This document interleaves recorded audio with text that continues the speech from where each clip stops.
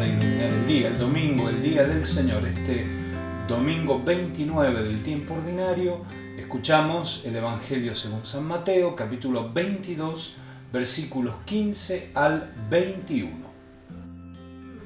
Los fariseos se reunieron entonces para sorprender a Jesús en alguna de sus afirmaciones, y le enviaron a varios discípulos con unos herodianos para decirle: Maestro, sabemos que eres sincero y que enseñas con toda fidelidad el camino de Dios, sin tener en cuenta la condición de las personas, porque tú no te fijas en la categoría de nadie. Dinos qué te parece, ¿está permitido pagar el impuesto al César o no? Pero Jesús, conociendo su malicia, les dijo: Hipócritas, ¿por qué me tienden una trampa? Muéstrenme la moneda con que pagan el impuesto.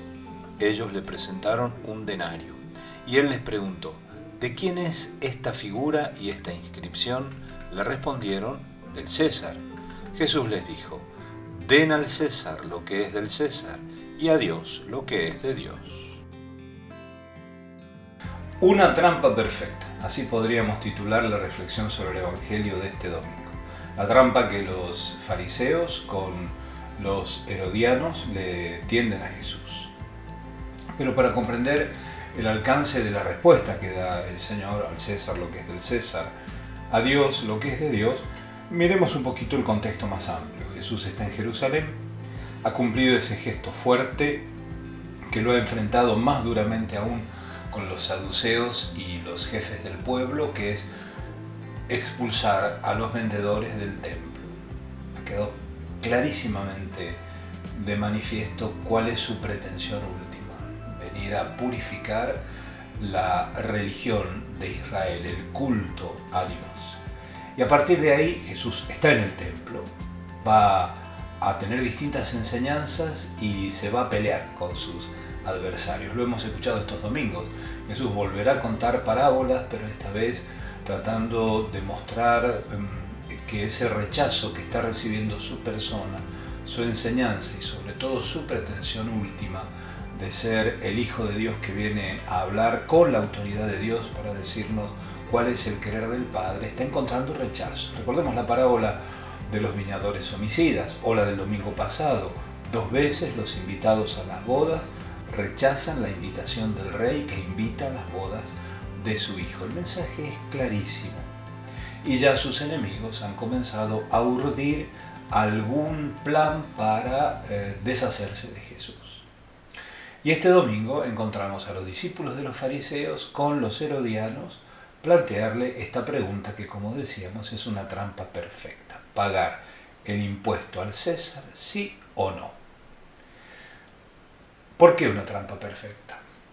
Si Jesús responde que sí, que hay que pagar el impuesto al César, lo pueden acusar de ser un colaboracionista con los romanos, la potencia dominante, opresora, el imperio, y por lo tanto un traidor al pueblo. En este momento en que Jesús ha entrado a Jerusalén entre las aclamaciones del pueblo y viene recogiendo la benevolencia, el aplauso del pueblo. Después eso va a desaparecer también, pero se lo podría acusar de ser entonces un colaboracionista y un traidor. Y si dice que no hay que pagar el impuesto al César, bueno, lo pueden acusar con las autoridades romanas de ser un subversivo, un revolucionario. Jesús sale airoso de esta prueba con mucha sabiduría, yo diría casi con picardía, con divina picardía. Muéstrenme una moneda, de esas que usan ustedes habitualmente para todas sus transacciones, un denario. ¿De quién es la imagen y la inscripción que está en el denario? Del César. En esta época de Jesús era Tiberio César, ¿no? Que había hecho, además de imprimir su efigie en la moneda, en el denario, también una inscripción que decía que lo presentaba a él, al emperador, al César, como garante del derecho y del orden en el imperio. Bueno, si ustedes utilizan el dinero que les da el César para sus transacciones, es decir, ustedes ya se han ajustado a este sistema que rige en esta tierra, en nuestra tierra un gobernante que domina, que es el dueño del destino de este pueblo. Ustedes se han ajustado a este sistema, devuélvanle al César lo que es del César. Y añade, a Dios lo que es de Dios. La respuesta es genial, los deja realmente sin palabras, porque obviamente esto significa que los pone en evidencia a ellos mismos, le están tendiendo una trampa en algo que ellos mismos viven naturalmente. La reflexión posterior del cristianismo, por ejemplo, de San Pablo en la Carta a los Romanos, o también en otros escritos como en el Apocalipsis, va a desarrollar esta enseñanza de Jesús. San Pablo, por ejemplo, le va a decir a los primeros cristianos, a las primeras comunidades: las autoridades nos gobiernan en nombre de Dios, hay que respetarlas, obedecerlas, pagar nuestros impuestos, porque ellas garantizan que haya paz, lo que llamamos nosotros hoy la paz social, que podamos vivir tranquilamente y podamos hacer lo que tenemos que hacer como buenos ciudadanos. Claro, en el libro del Apocalipsis eso se equilibra, porque el Apocalipsis refleja que este estado al que los ciudadanos, al cristianos, le prestan su obediencia y su respeto, se ha vuelto también contra ellos. El libro del Apocalipsis es testigo de la Babilonia, esta prostituta que es la Roma imperial, que ya ha mandado matar a los primeros mártires, precisamente porque ellos le han dado a Dios lo que es de Dios.